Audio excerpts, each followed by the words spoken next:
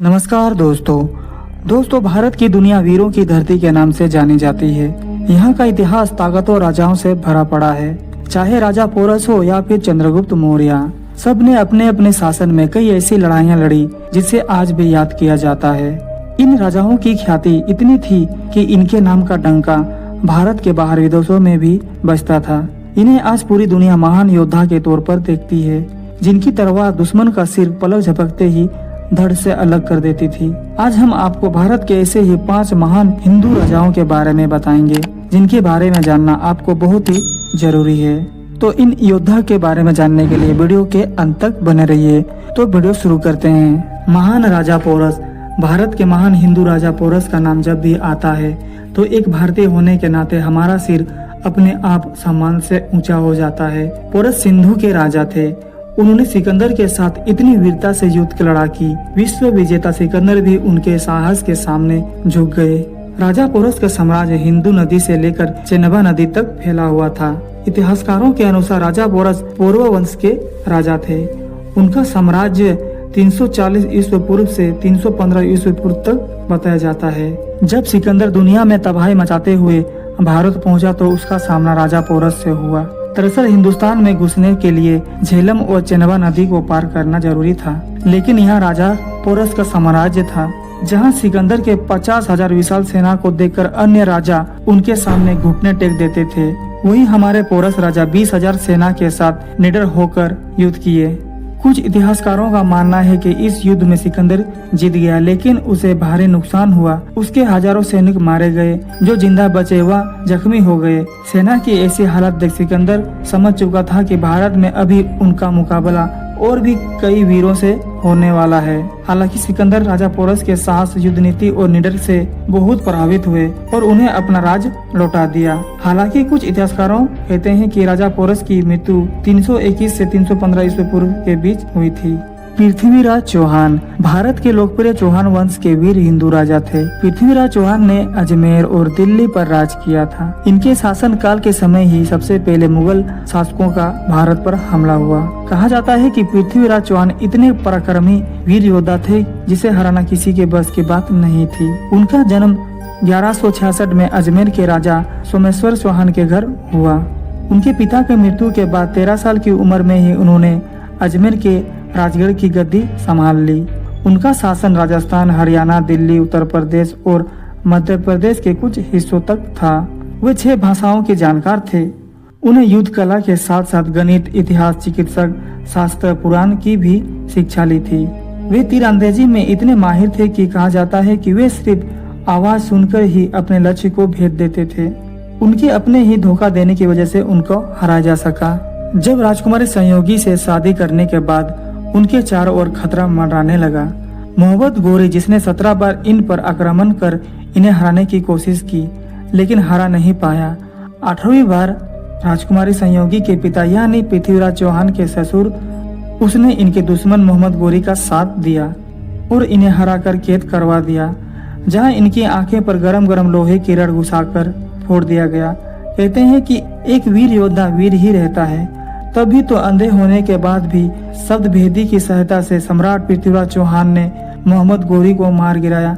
महाराणा प्रताप की वीरता के बारे में तो हमने स्कूल टाइम से ही पढ़ना शुरू कर दिया था। मेवाड़ के महान राजपूत महाराणा प्रताप अपने पराक्रम और शौर्य के लिए पूरी दुनिया में मिसाल के तौर पर जाने जाते हैं। एक ऐसा राजपूत सम्राट जिसने जंगलों पर रहना पसंद किया, लेकिन कभी विदेशी मुगलों की दास्ता स्वीकार नहीं की। उन्होंने देश, धर्म और स्वाधीनता के लिए सब कुछ निछावर कर दिया। दोस्तों, महाराणा प्रताप जिस घोड़े पर बैठते थे वह घोड़ा दुनिया के सर्वश्रेष्ठ घोड़ों में से एक था। महाराणा प्रताप तब 72 किलो का वजन पहनकर 81 किलो का भाला अपने हाथ में रखते थे। भाला और कवच सहित ढाल, तलवार का वजन मिलाकर कुल 208 किलो का उठाकर वे युद्ध लड़ते थे। तो सोचिए तब उनकी शक्ति क्या रही होगी। अकबर चाहता था कि महाराणा प्रताप अन्य राजाओं की तरह उसके कदमों में झुक जाए। महाराणा प्रताप ने भी अकबर की अधीनता को स्वीकार नहीं किया। अजमेर को अपना केंद्र बनाकर अकबर ने प्रताप के विरुद्ध सैनिक अभियान शुरू कर दिया। महाराणा प्रताप ने कई अकबर की सेना के साथ संघर्ष किया। मेवाड़ की धरती को मुगलों के आतंक से बचाने के लिए महाराणा प्रताप ने वीरता और शौर्य का परिचय दिया। महाराणा प्रताप की अद्भुत वीरता और साहस से मुगल सेना के दांत खट्टे कर दिए और अकबर के सैकड़ों सैनिकों को मौत के घाट उतार दिया। महाराणा प्रताप की वीरता ऐसी थी कि उनके दुश्मन भी उनके युद्ध कौशल के कायल थे और उदारता ऐसी कि दूसरों की पकड़ी गई मुगल बेगमों को सम्मान पूर्वक उनके पास वापस भेज देता था। इस योद्धा के साधन समित होने पर भी दुश्मन के सामने सिर नहीं झुकाया और जंगल के कंदमूल खाकर लड़ते रहे। कुछ देशद्रोही की वजह से माना जाता है कि इस योद्धा की मृत्यु हो गई। अकबर की आंखें भी नम हो गई।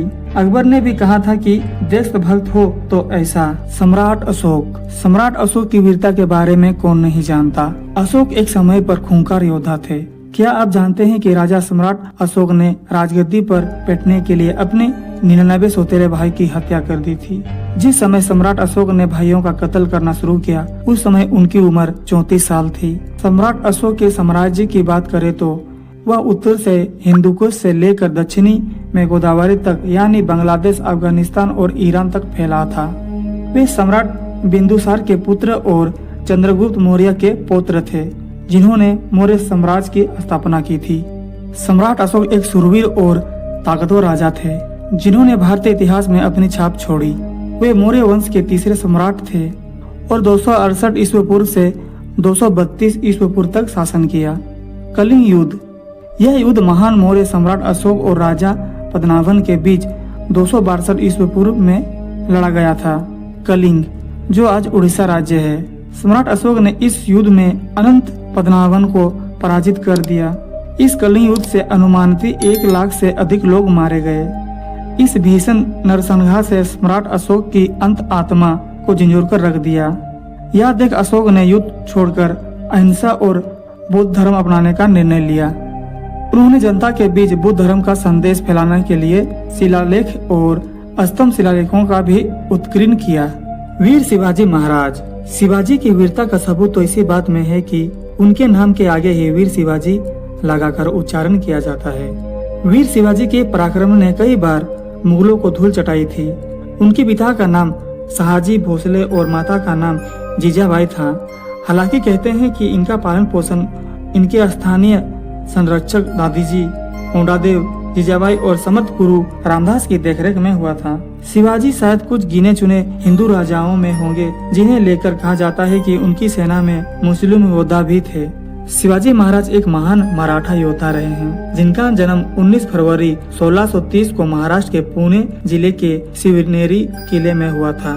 शिवाजी महाराज इतिहास के कई महान राजाओं में से एक हैं। जब भी लोग महान और प्रभावशाली राजाओं के बारे में बात करते हैं उनमें राजा छत्रपति शिवाजी महाराज एक महान मराठा योद्धा रहे हैं जिनके महान व्यक्तित्व, वीरता, नेतृत्व और दूरदर्शिता के लिए उन्हें सम्मानित किया जाता है। शिवाजी महाराज मराठा साम्राज्य के संस्थापक हैं। उन्होंने केवल 16 साल की उम्र में ही मराठा साम्राज्य को बनाने के लिए अपनी सेना बनाना शुरू कर दिया। यही नहीं, शिवाजी की बल, बुद्धि और ज्ञान को देखते हुए कई बार लोगों ने उन्हें मारने की कई सारे तरीके निकाले, पर शिवाजी इतने चौकन्ने रहते थे कि परिंदा भी उनके सामने अपना पर नहीं फड़फड़ा सकता था। इन्हें गोरिल्ला युद्ध तकनीक का जनक भी कहा जाता है क्योंकि मुगलों के खिलाफ इन्होंने इसी तकनीक का इस्तेमाल कर उन्हें धूल चटा दी थी।